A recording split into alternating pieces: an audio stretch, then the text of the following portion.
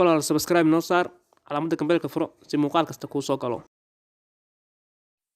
Muuqaalkan waxaan kula wadaagayaa 10 talo oo ku horseedaya guul dhanka waxbarashada ah.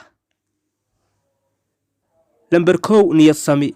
Waxa laga baahan yahay niyad sami. Waxa jira farqi aad weyn oo u dhaxeeya kaliya inaad shahaado amba imtixaan wax u diyaariso iyo si niyad sami la wax u diyaarsato. Qofku markuu si niyad sami la uu akhriyo waxa uu rabo shay kuma jiro in uu ku guuleysanayo.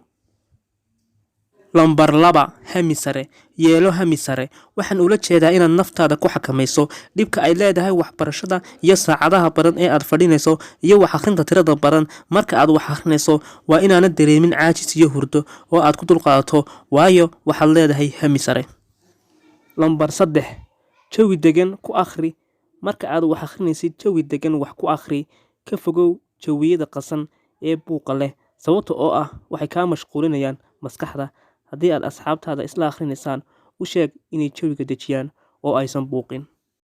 Lambar 4 nidaami waqtigaaga. Samayso jadwal aad duruustaada akhrisato oo leh maalmo iyo saacado adigoo ku cadeynaya casharada aad rabto inaad akhrisato saacad amba maalin hebel.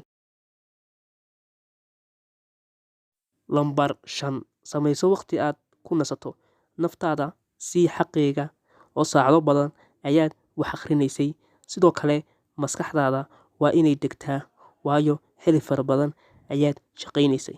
Marka waxa lagaaga baahan yahay inaad naftaada siiso xaqeega oo aad yar nasato.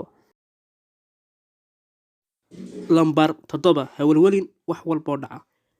Walwalka faa'iido ma laha xitaa waxa suurtagal ah inaad xakameyn weyso duruustii aad soo akhrisay oo ay dhacdo inay iskaga dhex yaacaan laakiin xasuuso tala saarashada Allah subhanahu wa ta'ala. Lambar 8 socodka joogtee. Maalin walba soco ugu yaraan 30 daqiiqo waayo socodka waxa laga helaa firfircooni jireed. Iska xidh telefoonka markaad wax akhrinayso waayo telefoonku wuxuu ku jiraa waxyaalaha bilaadanka ka mashquuliya hawlaha ay qabsan lahaayeen dhammaantood. Lambar 10 duco. Ducadu waa muhiim. Alle ka bari inuu kuu fududeeyo waxbarashada aad ku jirto. Sidoo kale waalidka ku dheh ii duceeya gaar ahaan hooyada. Ducada hooyadu waa arrin aad u cajiib ah.